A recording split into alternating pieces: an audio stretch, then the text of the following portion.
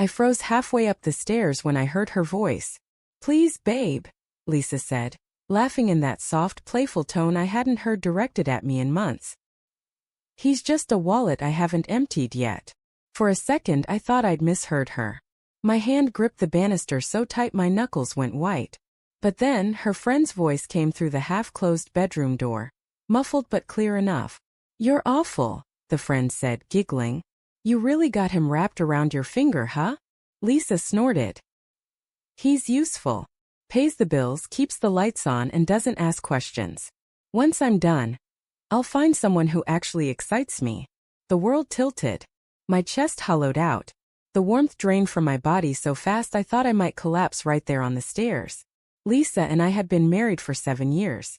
Not perfect years, but good enough to make me believe we were solid. We met in college. She was confident, magnetic, the kind of woman who could make an entire room lean toward her when she laughed. I was quieter, more reserved. But she said she liked that about me. Said I grounded her. Now, standing there with her voice slicing through my last illusions, I realized I'd been grounding her while she soared somewhere far above me. I didn't burst in. Didn't confront her. I couldn't. My mind went blank except for one sharp thought repeating like a warning bell. "Don't let her know you know." Not yet. So I turned around and walked back down the stairs, every step feeling heavier than the last. That night she came down smiling, wearing the same robe I bought her for our anniversary. "You're still up?" she asked, pretending surprise as she saw me sitting on the couch. "Yeah," I said, forcing a calm tone. "Just couldn't sleep."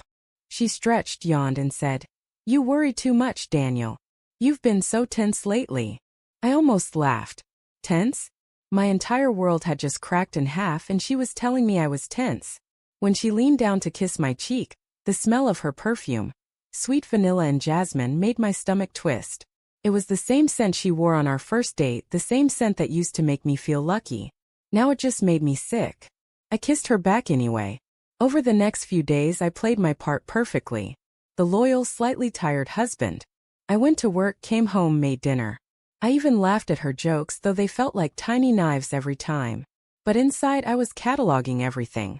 The late-night texts. The sudden workouts that left her coming home glowing. The way she guarded her phone now, keeping it face down, silent. It wasn't paranoia anymore. It was proof waiting to be seen. So I started watching.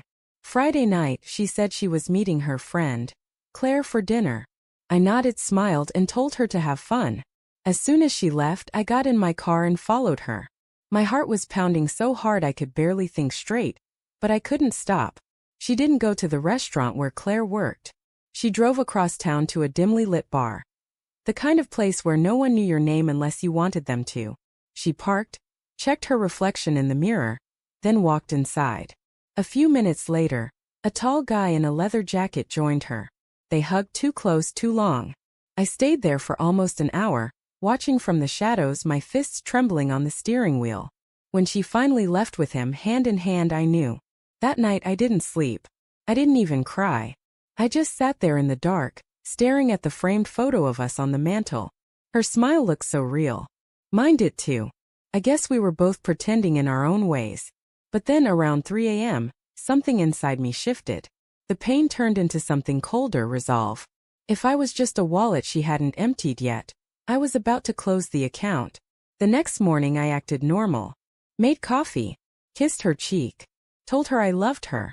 Then while she was in the shower, I sat down at my desk and opened the financial folder I'd been ignoring for years. Our accounts, joint investments, house deed, everything.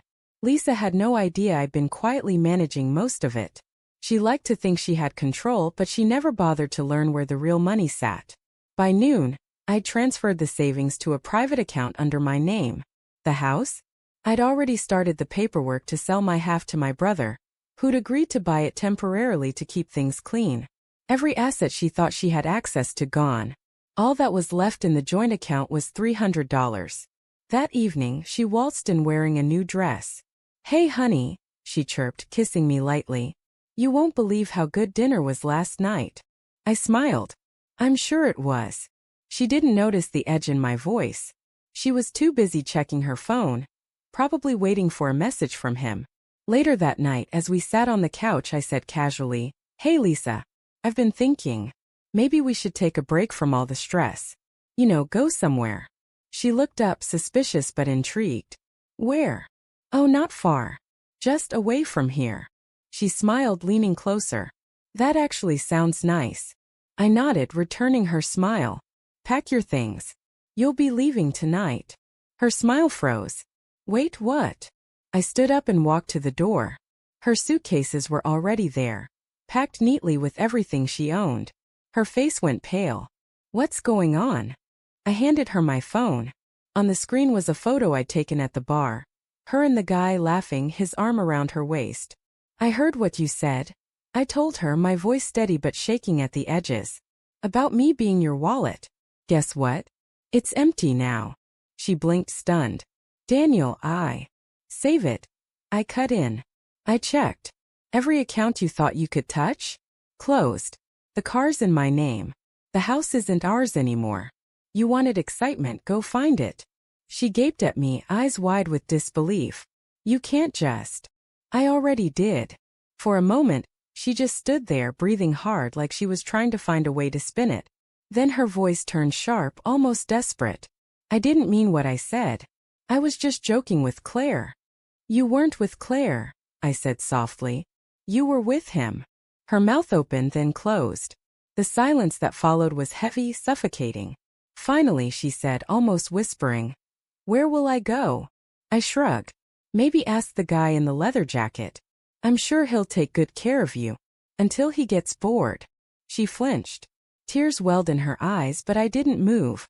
Not this time. After a long moment, she picked up her bags and walked to the door. Her voice cracked as she said, You'll regret this. I smiled faintly. No. I already regretted loving you. Then she was gone. When the door shut behind her, the house fell into a silence so deep it felt alive. For the first time in months I could breathe. I sank onto the couch, my hands trembling, the weight of everything pressing down. I should have felt triumphant. I'd exposed her, cut her off, taken control. But mostly I just felt hollow.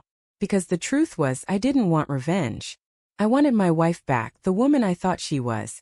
But that woman never existed. 2 weeks later I got an email from her. Just 2 sentences. I messed up. Please, can we talk? I stared at it for a long time before hitting delete. Some things didn't deserve closure. I'd already given her enough of me. My time, my love, my trust. She'd called me her wallet, but the truth was I was her foundation. And the moment I stopped holding her up, her world crumbled. Mine, though battered and bruised, finally began to rebuild. A month later I sat on that same couch, the one where I'd heard her voice echoing in my head for weeks. The house was quieter now, but in that silence there was peace. I raised my coffee mug toward the empty room and whispered, Guess I proved you wrong, Lisa.